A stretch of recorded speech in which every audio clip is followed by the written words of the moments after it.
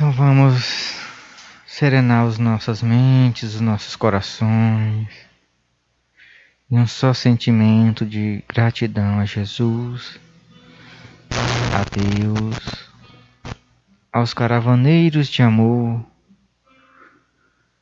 que vela por cada um de nós neste momento no qual passamos nos quatro cantos do planeta. Que Maria, com seus caravaneiros de luz, amparando e consolando aqueles que ficam e aqueles que estão partindo neste momento. Assim, ó Mestre, rogamos o teu auxílio e o teu amor incondicional a cada um de nós nesta noite. Que os teus emissários de amor envolvam todos nós, enchendo os nossos corações de esperança, de fé, de humildade, de paciência, porque sabemos que tudo passa e que possamos tirar as melhores lições para o nosso amadurecimento e crescimento espiritual. E assim somos gratos pelo teu auxílio e pelas tuas bênçãos de amor, que nos conforta e nos ampara, hoje e sempre, e que assim seja.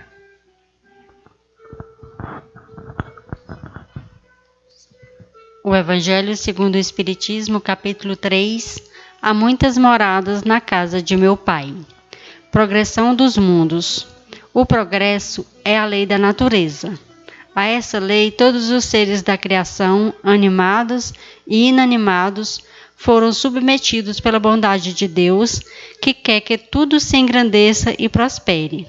A própria destruição, que aos homens parece o termo final de todas as coisas, é apenas um meio de se chegar, pela transformação, um estado mais perfeito, visto que tudo morre para renascer e nada sofre o aniquilamento.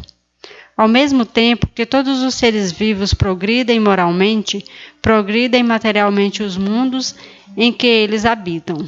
Quem pudesse acompanhar o mundo em suas diferentes fases, desde o instante em que se aglomeram os primeiros átomos destinados a construí-lo, vê-lo-ia percorrer uma escalada incessantemente progressiva, mas de degraus imperceptíveis para cada geração, e a oferecer aos seus habitantes uma morada cada vez mais agradável, à medida que eles próprios avançassem na senda do progresso.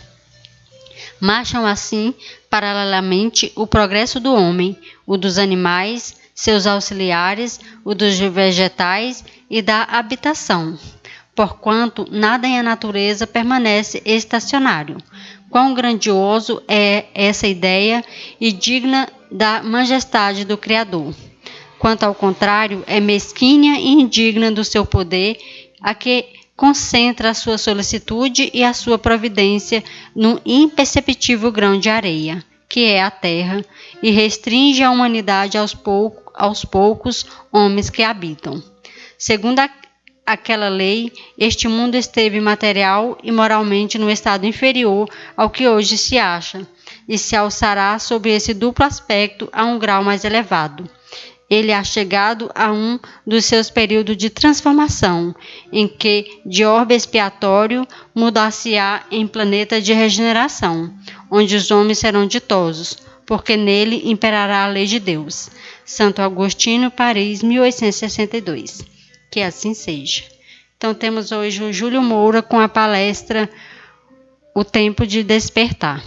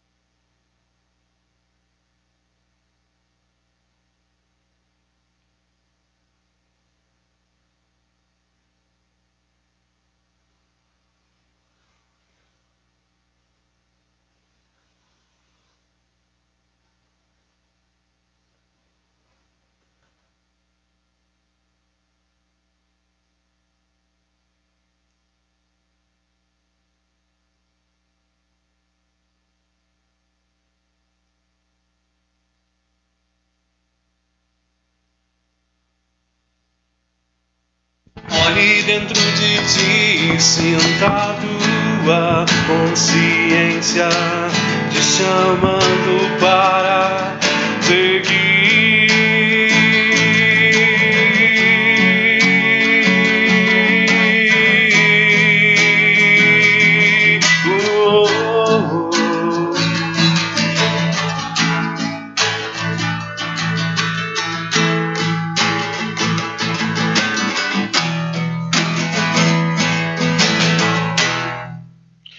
Ali dentro de ti, sentado, a consciência te chamando para seguir. Ali dentro de ti, sentado, a consciência te chamando para seguir.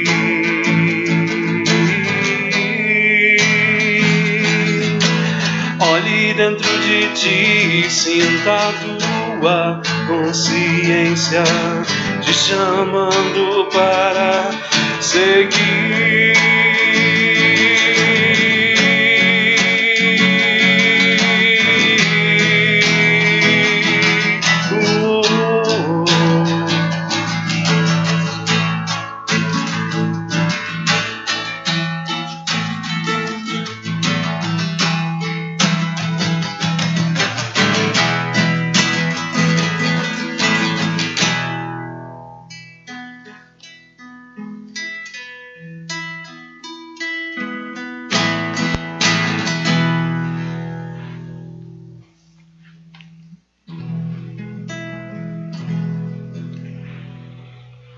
Como o nosso tema fala sobre o tempo de despertar, o tempo de acordar, o tempo de voltar, o tempo de percepção, eu vou cantar mais uma música que chama-se Aqui, onde as horas não passam.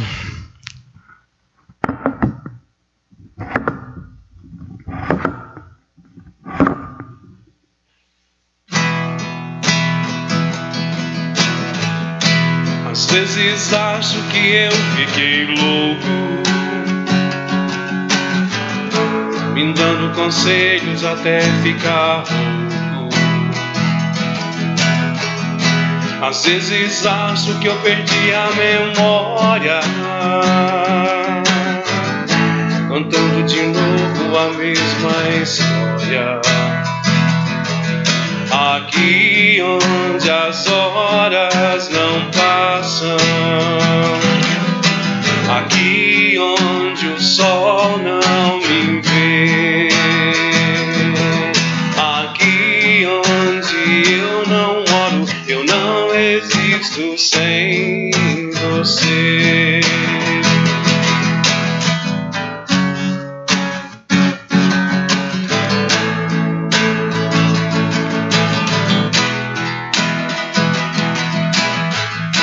Me olho no espelho e me vejo do avesso, o mesmo rosto que eu não reconheço. Com o rádio ligado, chuva e calor, as gotas me ferem, mas não sinto dor. Aqui onde as horas não passam, aqui onde o sol não me vê, aqui onde eu não moro, eu não existo sem você. Aqui onde as horas não passam, aqui onde o sol não me vê, aqui onde eu não moro, eu não existo sem você. Aqui onde as horas não passam, aqui onde o sol não me vê, aqui onde eu não moro, eu não existo sem você.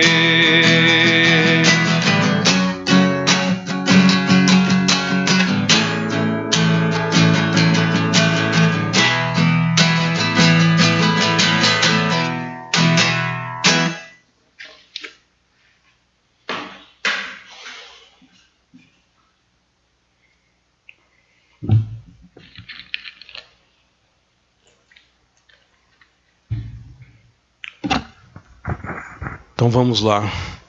Então, pessoal, antes de mais nada, agradecer a Deus por ainda estarmos aqui, aproveitando essa oportunidade de estar no planeta no momento da transição, lembrando que tudo aqui foi higienizado, tá? Estamos todos com proteção, mantendo a distância, segundo a lei, as regras. Viemos aqui fazer um trabalho, estamos em 4 pessoas, cada um num quadrado.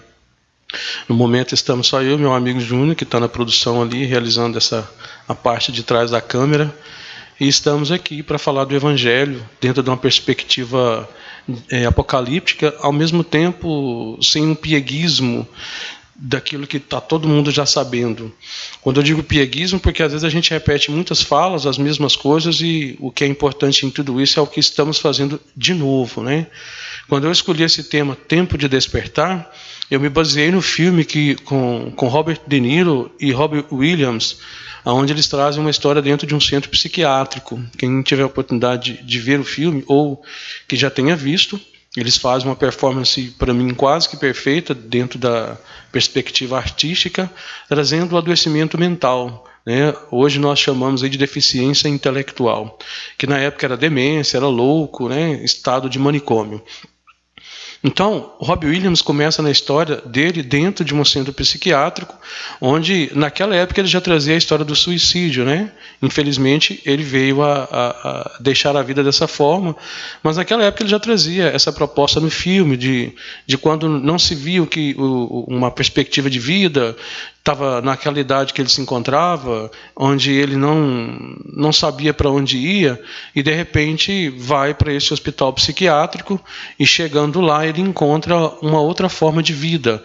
Chegando nesse hospital psiquiátrico, ele começa a perceber que ele pode ajudar pessoas, e ele começa a ver sentido na vida, significado para a vida dele dentro do sentido que ele não dava. Muitas pessoas, quando nós atendemos em consultório, dizem que pensam no suicídio porque a vida perdeu sentido. É importante a gente saber que sentido que a gente dá para a vida.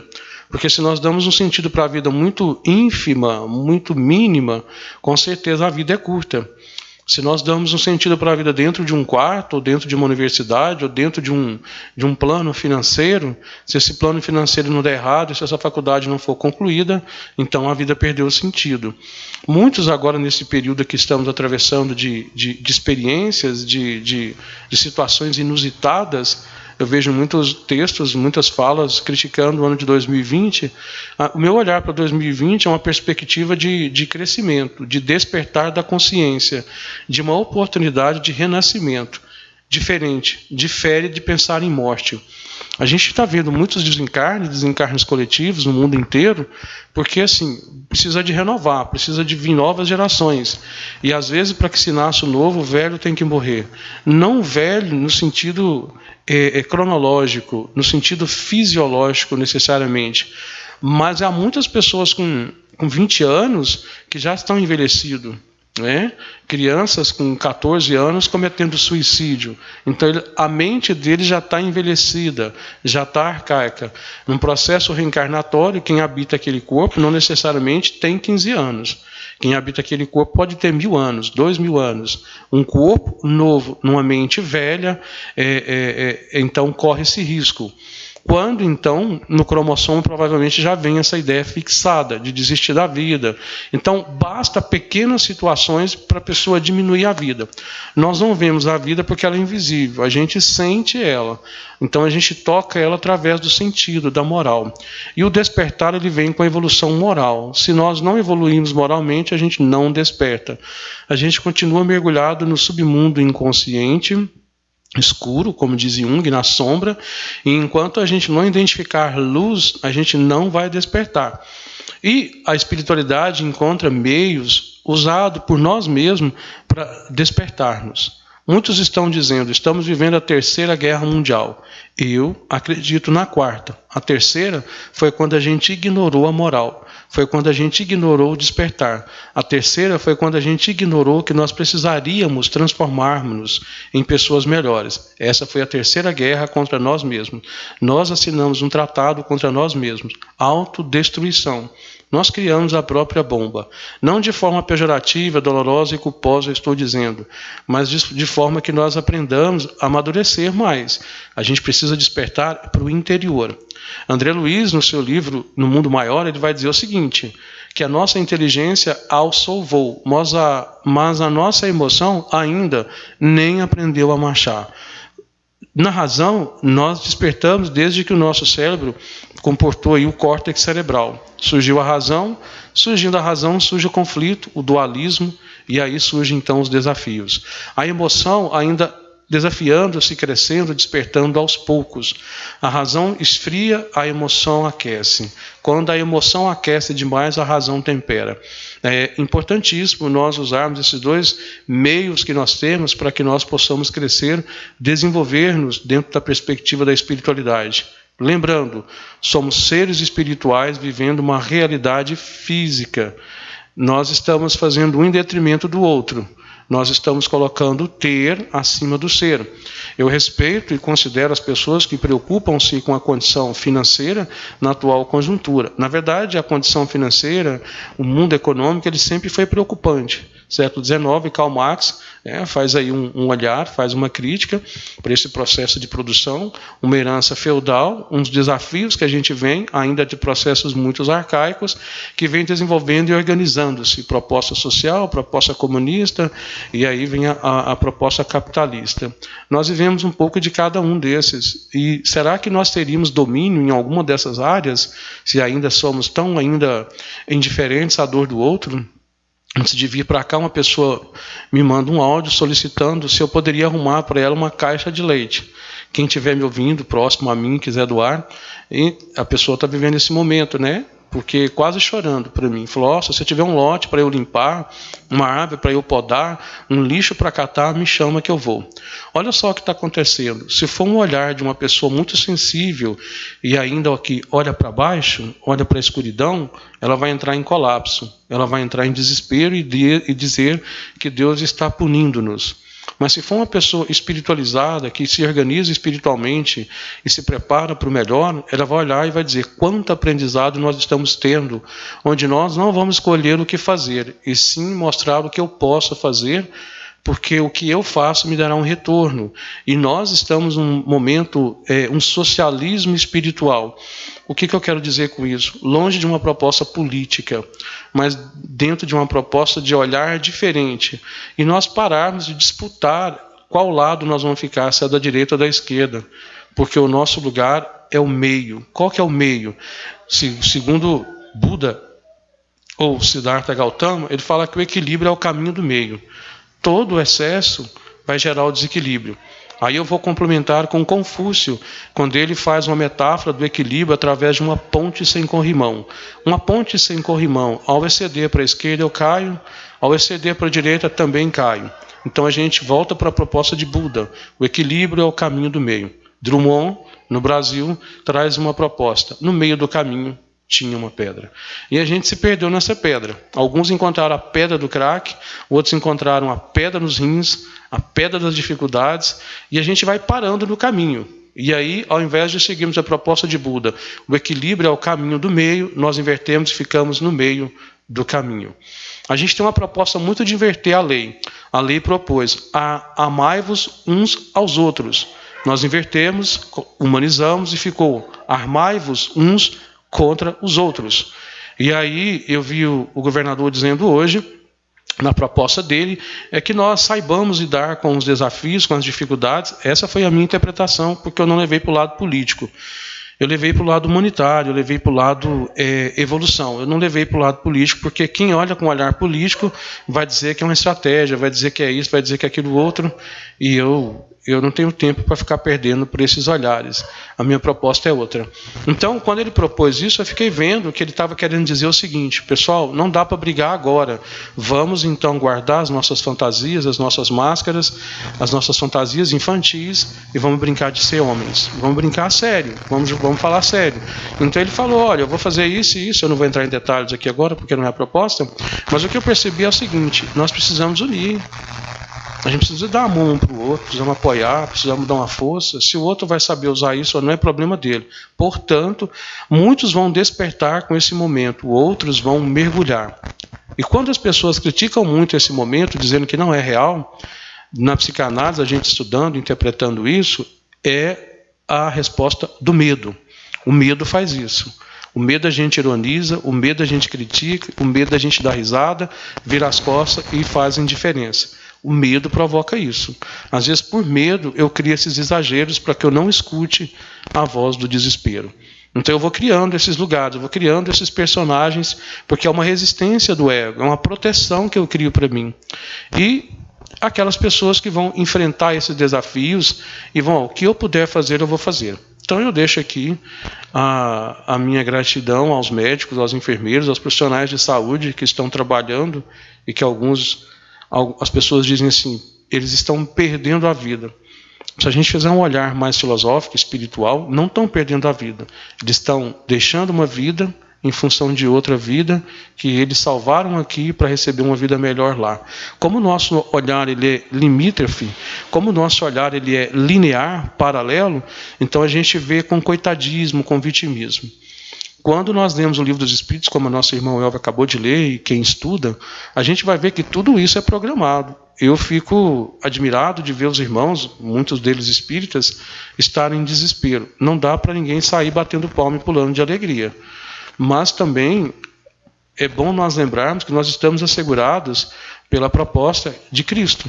Tudo isso estava preparado, tudo isso estava programado, nada é inusitado, porque já sabem da nossa natureza. A Elvia leu sobre outros mundos, nós estamos no mundo de provas e expiações. Existem outros mundos mais inferiores que passarão também por essas experiências. E os que hoje estão em mundo superior passaram por isso. Por isso que eles vêm ao nosso socorro quando nós fazemos as nossas preces, porque eles sabem o que nós estamos passando.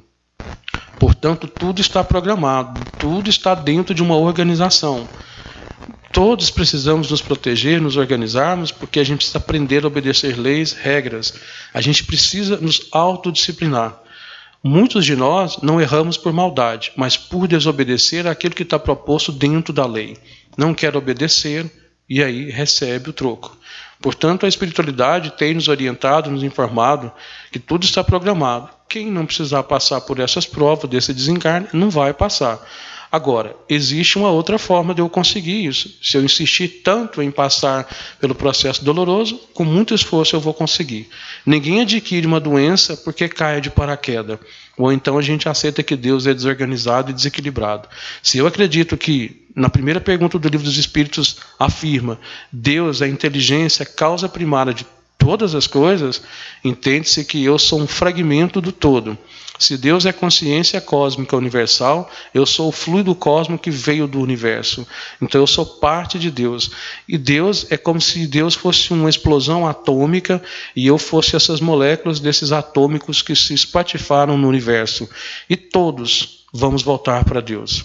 A proposta de Cristo no capítulo 19, do item 1 do Evangelho segundo o Espiritismo é: vós sois deuses, com D minúsculo.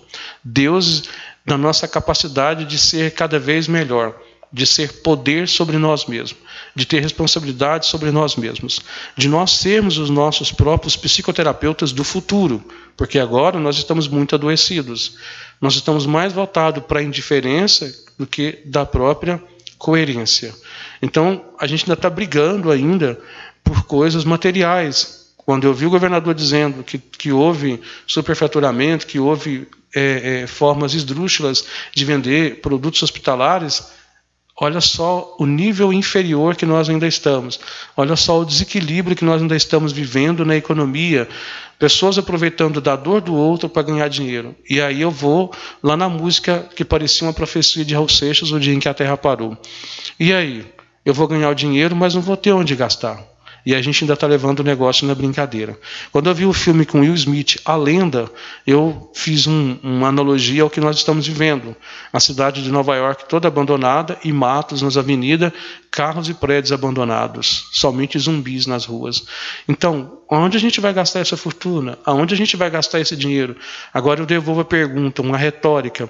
Será que nós já estamos prontos para habitar um novo mundo? Há as pessoas que sim, há outros que não. E eles mesmos, pela própria escolha, pelo próprio nível moral, vão escolher o planeta, vão escolher o lugar para viver, porque não despertaram. Vão sofrer duras penas. Quando eu digo essas pessoas, isso inclui a todos nós. Cada um vai saber se está despertando ou não. E não vai acontecer conosco aquilo que não está dentro da programação, aquilo que eu não mereço passar.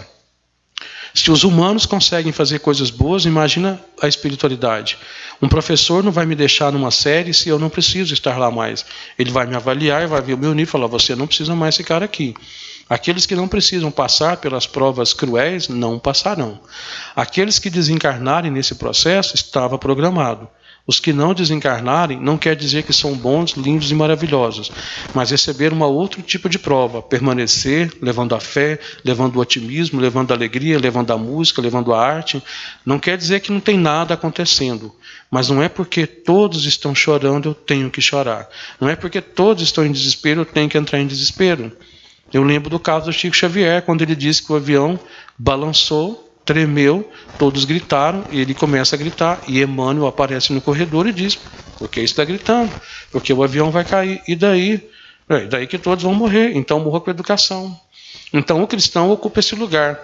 Né? Nós não estamos, pelo menos eu não estamos na condição de Chico Xavier, mas a gente está na condição daquilo que nós somos capazes. A espiritualidade não vai colocar em nossas mãos uma missão e um bastão que nós não damos conta, porque se eles fizessem isso, eles não seriam espíritos melhores do que nós, porque não sabem observar, não sabem analisar e não sabem avaliar e medir o peso de uma pessoa que é mais frágil. No capítulo 6, Jesus começa dizendo sobre o Consolador prometido o seguinte, vinde a mim todos vós que estáis cansados e oprimidos, que eu vos aliviarei. A nossa infância espiritual entendeu assim, interpretou assim, vinde a mim todos vós que estáis cansados e oprimidos, que eu vos carregarei. Não é essa a proposta. Ele não quer que nós sejamos aí codependentes emocional de Cristo. Há os que são codependentes de Deus. Tudo é Deus. Se Deus quiser, paga. Se Deus quiser, faz isso. Se Deus quiser, eu caso. Se Deus quiser, eu separo. Se Deus quiser, eu ganho dinheiro. É diferente. Que Deus me oportunize saúde, eu cuidando da minha saúde, inteligência, eu cuidando da minha inteligência para que eu viva e consiga. Então a proposta de Cristo é que nós sejamos seres independentes espiritualmente, fazendo as nossas orações com humildade, mas que nós tenhamos força para passar. Não é que eu vou pedir para não ter isso ou aquilo, mas que eu tenha inteligência para saber lidar com isso, cuidando da minha higiene, cuidando dos meus cuidados que eu preciso ter em casa com as pessoas, que eu saiba lidar com isso, respeitar e acreditar. Se tudo que eu fizer ainda passar pelo desencarne, é porque realmente era essa a programação. Porque tem pessoas que vão fazer e não vão passar por isso. A prova é diferente. O que eu quero dizer é que esse despertar é em tudo. E eu só vou despertar quando eu realmente sensibilizar-me ao que está acontecendo. É diferente de vitimizar-se com a situação ou ignorar. Como eu disse antes, na proposta de Buda, o equilíbrio é o caminho do meio, sem exageros.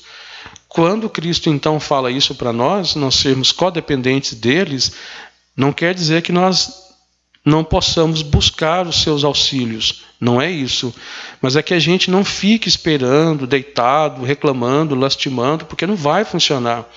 Então virão pessoas igual a de hoje pedindo uma caixa de leite, né? Pessoas que estão precisando de cesta, e a gente vai aprender a dividir. Pessoas baterão em nossas portas em desespero, e nós, espíritas, temos que estar preparados. Hoje eu vi uma coisa que eu fiquei assustado.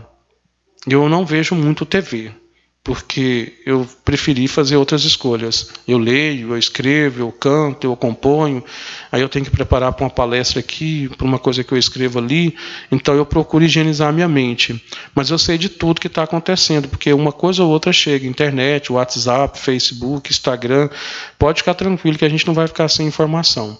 Mas eu não quero buscar os excessos. Eu não preciso dos excessos. Eu preciso do básico, do necessário. E aí eu estava vendo hoje, uma pessoa me mandou no Messenger, um pastor, eu não vou falar nome nem a igreja, por respeito às pessoas que estão lá, mas onde ele vendia uma semente.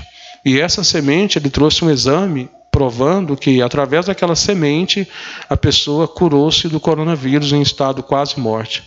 Eu achei isso uma afronta para a área da saúde, né? Não que eu não acredite na cura espiritual, porque eu passei por um, estou aqui vivo, é diferente. Mas essa cura espiritual não me cobrou R$1. Ela não propôs milagres. Você vai fazer a cirurgia espiritual, continua indo ao médico e vai fazer todo o procedimento. Nunca disse para eu não ir ao médico, para eu não fazer os procedimentos médicos, para eu não parar. Não me disse para eu parar de tomar remédio, nada. Você faz aqui a cirurgia espiritual, tantos dias você vai fazer os exames e entrega ao seu médico. E vamos ver o que ele vai dizer. Você está bem, está saudável, mas não deixe de ir ao médico da terra. Não cobraram nada, só pediram para eu tomar minha água e seguir a dieta e continuar tomando os meus remédios. Olha a diferença de espiritualidade. Quando eu vi ele vendendo a semente, eu não acompanho, mas eu precisava ver. E acompanhei toda a palestra dele. Aí lá na frente ele diz o seguinte: essa semente que você vai comer, ela custa R$1.000. R$1.000 uma semente, mas se você quiser dar 500, tudo bem. Tem gente que vai dar até mais de R$1.000. Vai depender da sua fé. Portanto, a fé foi medida em valores, em cifras. Eu achei o cúmulo do absurdo. Muita gente que acredita nisso não despertou para um outro tipo de proposta. Eu respeito, não estou aqui para criticá-los, mas é para a gente despertar, tomar esses cuidados. Eu fui num bairro de Goiânia e vi pintado na parede da igreja, não vem ao caso citar o nome, várias pessoas com ferimentos na pele, faltando pedaços do corpo, em que só dela ir na igreja e fazer alguns milagres, ela se curaria. Eu achei perigoso isso. Porque todos os profissionais de saúde, então, não precisa ter psicólogo, médico, enfermeiro, fisioterapeuta, nada. Só ir lá. Será? Então, para que nós estamos estudando? Para despertar a inteligência, a consciência, se em um lugar desse cura.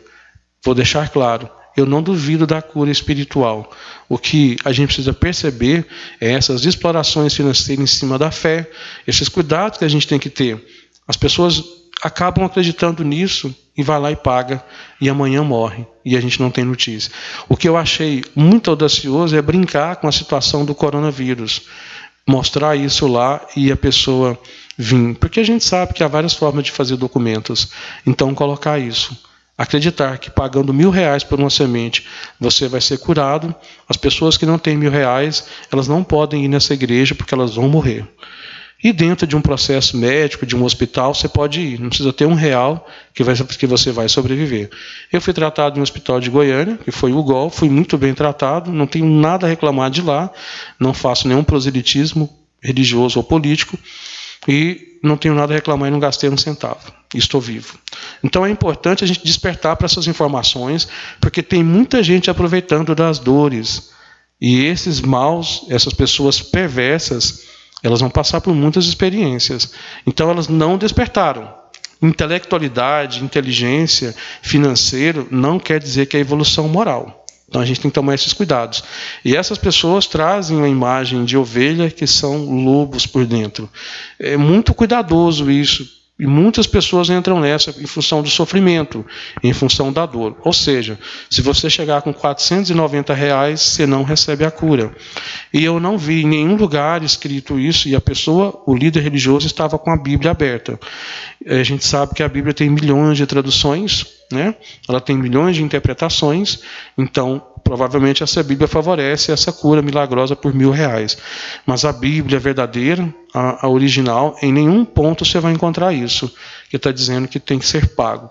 Porque o que Deus vai fazer com dinheiro? Portanto, é preciso raciocinar, é preciso despertar. E o ponto que vão pegar é na dor. E quando a gente está na dor, a gente fica sensível. E quando fica sensível, os perversos aproveitam. Então é importante nós estudarmos, lermos, raciocinarmos.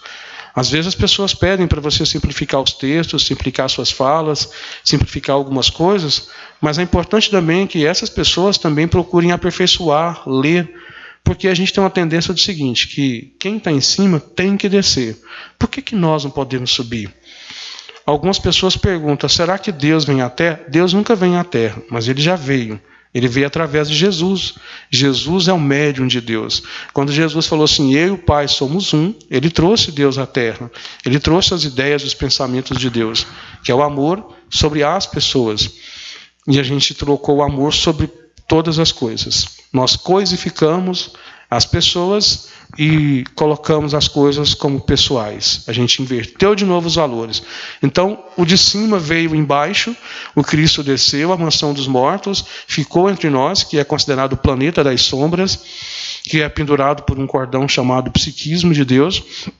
E quando ele veio, nós o expulsamos e assassinamos. Agora vem as oportunidades, nós crescemos, evoluímos, a gente ignora, ridiculariza e critica. Então, de novo, a gente está expulsando o Cristo. O Cristo vem em forma de despertar. E nós chicoteamos, nós o amordaçamos, nós o ferimos e ainda trazemos uma forma infantilizada, que ele veio salvar os nossos pecados. Isso mostra a nossa infância espiritual inconsciente, né? Porque nós é que erramos, o outro é que tem que pagar. Até hoje a gente traz essa herança, né? Nós erramos, o outro paga por mim. Ele paga pelos meus pecados, ausento-me da responsabilidade. Orienta-se. Fique em casa para que você, sendo contaminado, não contamine o outro. E a gente vê muita gente usando máscaras abaixo do nariz ou abaixo do queixo, preocupando-se com ele e com mais ninguém. Ou seja, dane-se você no sofrimento, salvo eu. Continuamos com essa proposta infantilizada. O de cima tem que descer, quem está embaixo não sobe. Os textos são complicados, as falas são difíceis, os livros de Joana de Anjos é difícil de compreender. A gente quer que use-se uma linguagem mais chula, mais simplória, porque a gente não quer ir buscar os dicionários, não quer ir buscar o aprendizado, porque a gente vai precisar de administrar o tempo para despertar. E esse tempo para despertar ele é usado na ociosidade. Agora a gente está colocado de frente para a nossa ociosidade e estamos vendo o quanto ela é perversa. Porque eu ficar em casa é como se eu estivesse dentro de um espelho. O tempo todo eu tenho que me ver no outro ou em mim mesmo. Esse tempo de despertar que eu disse na música, aqui onde as horas não passam, onde eu não sei o que fazer, é a hora de aprender. Lidar comigo, lidar com os desafios, lidar com a solidão, lidar com o vazio. É uma necessidade que nós temos para sermos seres melhores. Nós nunca vamos mudar de nível se nós não aprendermos todos os recursos do nível que nós estamos vivendo. Como nós vamos alcançar o céu se não aprendemos a criar escadas para lá? Né? Um stairway to heaven, uma escada para o céu. Como que eu vou chegar no alto se eu não conseguir degraus embaixo? Não tem como dar esse salto. É importantíssimo nós sabermos lidar com o agora. O que esse momento me ensina para eu despertar, não para eu vitimizar-me na situação cuja hora acontece. Não para eu viver no flagelo, na autodestruição. Explorando fé das pessoas com esse momento de dor, com esse momento de sofrimento, é muita perversidade. Então nós não podemos fazer isso.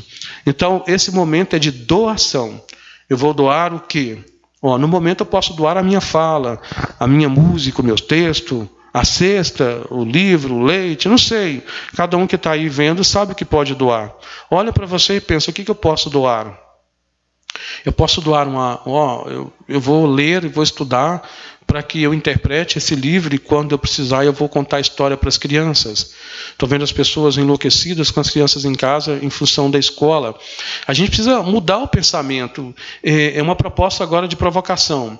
Quem já mudou o pensamento neste momento que está vivendo? Sabe por quê? Nós temos em média 100 mil pensamentos por dia. Vamos voltar para cada um de nós, inclusive eu. Qual o pensamento novo que eu tive pós esse momento? Exemplo, quarentena. Existe algum pensamento novo, diferente de tudo que está acontecendo? É o desafio para a nossa inteligência desenvolver. A proposta nossa está lá no Livro dos Espíritos, se alguém tiver interesse, curiosidade, porque eu sei que tem espírita que eu acredito que nem sabe que existe esse livro. Na prática, na teoria sim, na prática. Ele existe lá, ele foi criado em 1857, trouxe para nós ele no dia 18 de abril, Allan Kardec, com 506 perguntas, 2 anos depois ele passa a ser 1019 perguntas, pergunta-resposta, resposta-pergunta, de uma forma maiútica proposta por essa forma descrita por Sócrates, o pedagogo então trouxe isso aí para nós. Então lá está lá na pergunta 7.1, 7.2, 7.3, 7.4, 7.5. Ele vai falar da inteligência. O professor Allan Kardec pergunta aos mestres espirituais: de onde vem a inteligência? Respondem os espíritos do universo. Allan Kardec, então, traz uma pergunta para a época, onde como é que é isso, então? Né? A gente mergulha e já absorve essa inteligência? Não. É através da evolução moral. A inteligência vai intelectualizar a matéria. Portanto, logo pensamos, se a inteligência vai intelectualizar a matéria, então eu só vou conseguir desenvolver a minha inteligência não somente pela intelectualidade, mas pela sabedoria da evolução moral, sensibilizar-me, perceber a vida sutilmente. Como eu disse antes, a gente não vê a vida, a gente toca na vida. Ela é um tecido sutil. Tem gente que vai perceber a vida como uma placenta. Ele não vai forçar, ele vai ficar incubado e nunca vai nascer.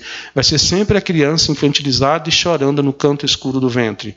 Tem aqueles outros que vão sentir a vida como se ela fosse alfinetes. Em tudo ele sente dor. Cada movimento que ele passa, ele sente ferido. Ele vai sendo tocado, ele vai sendo furado pelos alfinetes da vida. Ele torna-se vítima de tudo e nunca aceita os desafios. Todo desafio para ele é um castigo. Há outros que vão ver a vida como artista.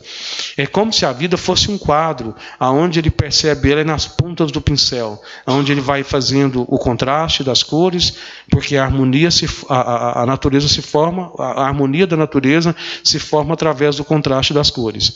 Então ele vai copiando a vida, imitando-a. O músico, através da composição, ele tenta trazer a vida. O compositor morre, vive-se a letra. Morre o homem, nasce o mito.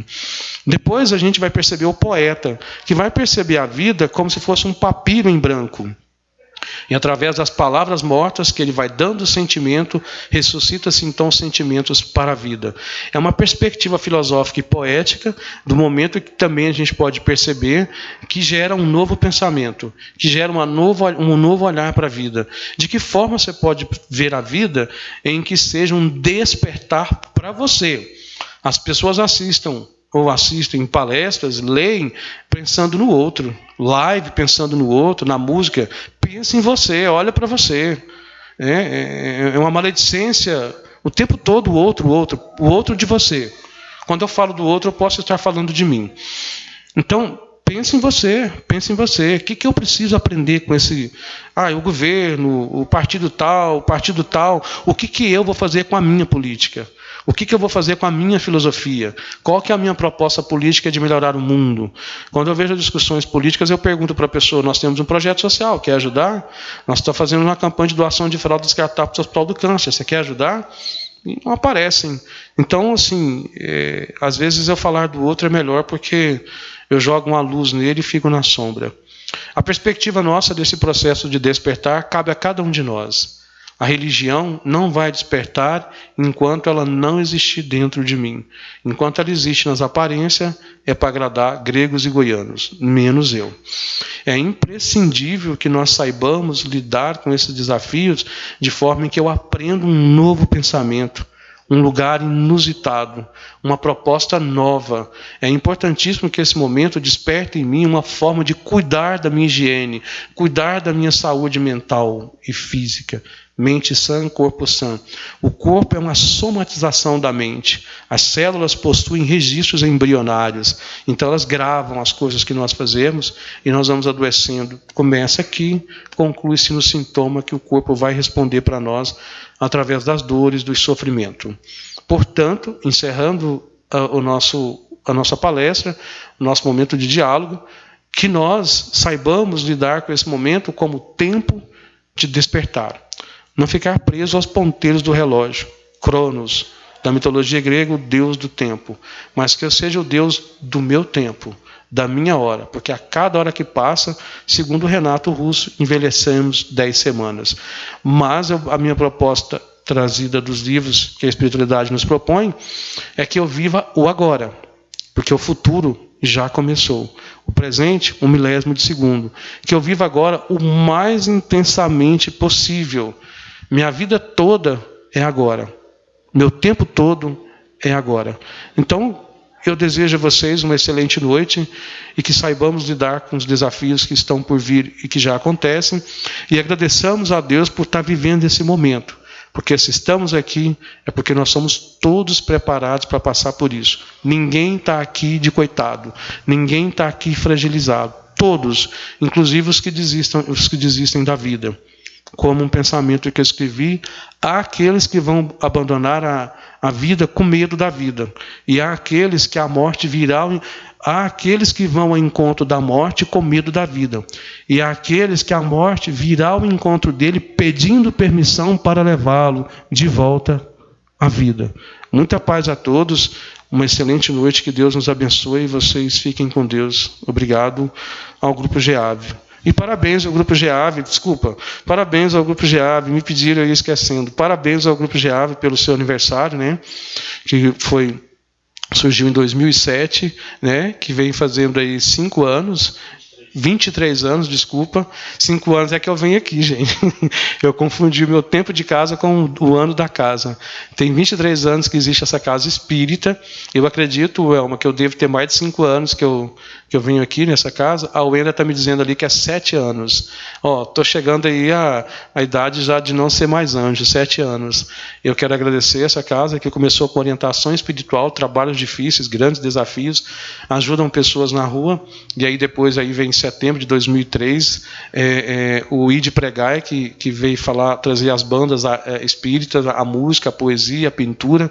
Eu participei com o meu grupo de teatro, fui contemplado aí com esse trabalho. E hoje o grupo faz um trabalho nas ruas. Depois, se vocês quiserem conhecer, entre em contato com a casa. O André, o Elmo, o Júnior e demais pessoas vão orientar vocês. E eu sei que a casa começou na Jamel Cecílio, bem pequeno, um trabalho mediúnico, e depois vieram para o Parque Ateneu, onde estão sediados hoje.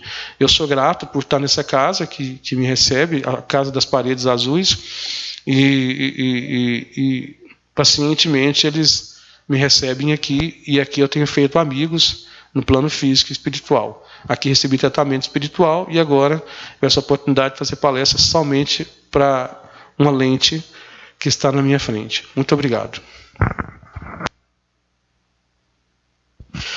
Vamos rezar, fazer prece. Senhor Jesus, obrigado pela oportunidade de estarmos aqui ainda no plano físico, aproveitando essa oportunidade de subir ao mundo espiritual de forma mais leve, em que nós saibamos lidar com os desafios que nos propõem crescimento espiritual. Seres espirituais vivendo uma realidade física. Essa proposta estamos vivendo, com certeza, só serve para aprendermos a conviver uns com os outros, aprendermos a perdoar e aprender a amar. A proposta que Deus é amor, tudo que acontece é amor. Tudo é amor. Nós, por estarmos mergulhados na sombra e na dor, não conseguimos perceber. Estamos cegos ao que é real e estamos enxergando ao que é abstrato. A paz de Jesus esteja com todos, abençoe o Grupo Espírita Amor e Verdade, com seus 23 anos de idade, vivendo, resistindo às intempéries, aos grandes desafios. Que Deus abençoe os fundadores dessa casa, os que contribuem do plano físico e espiritual. Que Deus abençoe todos, a irmã Janaína, que é a mentora da casa. Que Deus abençoe todos os trabalhadores e que eles continuem firmes e pacientes e perseverantes. Que a paz esteja com todos, que assim seja.